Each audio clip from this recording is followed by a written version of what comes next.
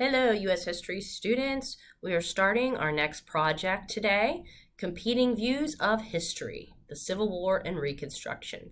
Now, you should be finishing up. If you haven't already submitted your final products on immigration, I want you to wrap that up as soon as possible and get started on this project. Now, this week, I'm not going to start you out with a summit checkpoint, just my weekly instructional lesson as an introduction, and I want you to focus on completing the focus areas, okay? All right, so let's talk about this a little bit. Think about a time where after a situation, discussion, or event, you had a totally different understanding of what happened than someone else who was involved. Just think about that right now. Can you think of a time like that? Maybe it was just a discussion or a situation, something happened, where you came out of it with a totally different idea of what happened than someone else. What were some of the reasons that you had different understandings? Did you see it from different places? Did you have different goals going in? Did you have different background knowledge? Did you value different parts, etc.? So think about that on your own, because that sets us up for what this project is all about. What happens when people don't just remember events differently, but remember history differently? And that's what we're focusing on today, hence the title of Competing Views of History. So we're going to look at how people had different views of the Civil War and how that affected the aftermath, which is that period of Reconstruction. Reconstruction is simply just, think about when you reconstruct something, you put it back together. It's the rebuilding of the United States after the Civil War was over. Okay, so these are the questions you're going to answer in the elaborate portion of this week's lesson. So they're here and they're in your lesson as well. Is there a right or wrong way to remember or understand history? Are there ways to make sure people have more similar understandings or memories of events in history? Which versions of history do we probably get exposed to the most?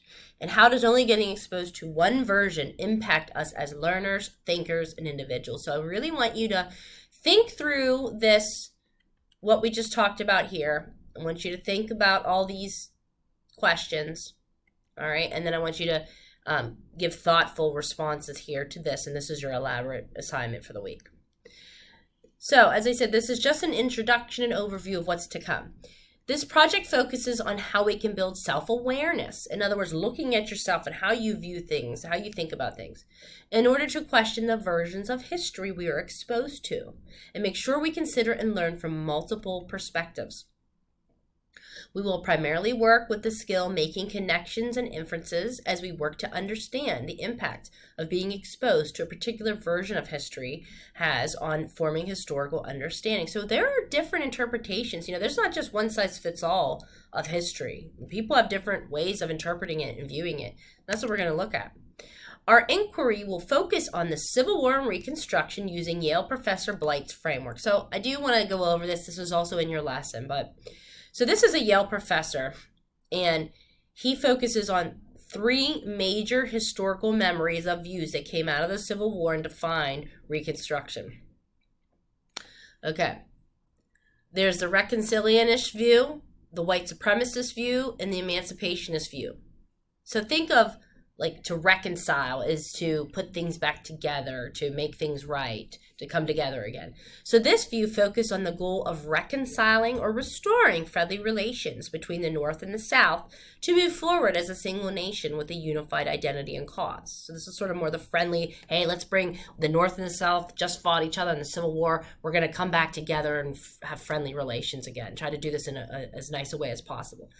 Then there's the white supremacist view, which focus on the goal of maintaining the same structures and power hierarchies in society out of a combined belief of white supremacy, or the idea that white people in society were superior to others.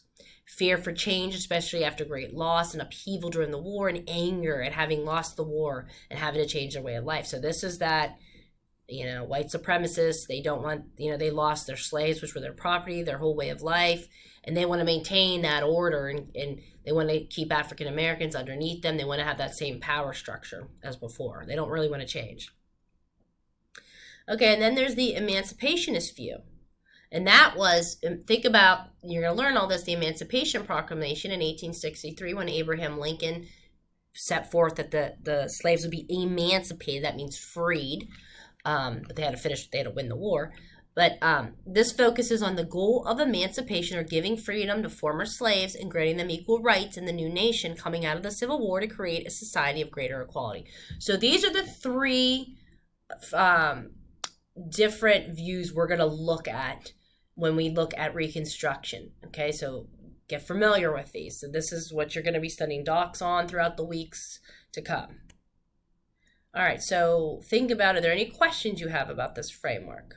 So these are the three major ways people viewed Reconstruction. So who won out? Whenever we did Reconstruction, who won out? The reconcilianist view, or sorry, I'm not saying that one that way. I like to say reconcile. The reconcilianist view, the white supremacist view, or the emancipationist view. Which one you're going to find out? Which one do you think was the best way to go? Which one do you align yourself with? And who ended up winning out here? With which path of Reconstruction did we really take? All right. So this project, what's to come? So first you're going to do an inquiry, or you're going to learn about Professor Blight's framework, looking at each of the Civil War and Reconstruction, each view of the Civil War. Then we look at the contemporary, that means modern, issue of Confederate flags and monuments, and apply the views of Reconstruction to predict how each of the groups might feel about the topic today. So that's really interesting. There's a lot of debate about having these old, these Confederate flags up and the monuments to these Confederate generals. A lot of people say, no, you should take them down. That recognizes a horrible period in our history and it's racist. And okay, but other people say, no, that's Southern pride. And so we're going to look at that. And then finally, we pick a topic that we are about, which is at the center of debate or disagreement. Find opposing reports or opinions about it and analyze how the different ways of talking about it impact a reader's understanding. So, and we'll get more in detail with that later. That one's about you picking something to study from today. And then these are the COG skills that we're going to be addressing. Okay, as mentioned earlier, the habit of self-awareness is built throughout this project. You will have opportunities to reflect on it as we work through the different parts of the project. Okay, so that gives you an overview of this project.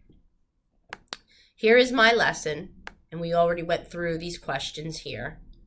And as I said, we're studying Reconstruction, that period of rebuilding after the Civil War, and we're going to look at the three major views towards it.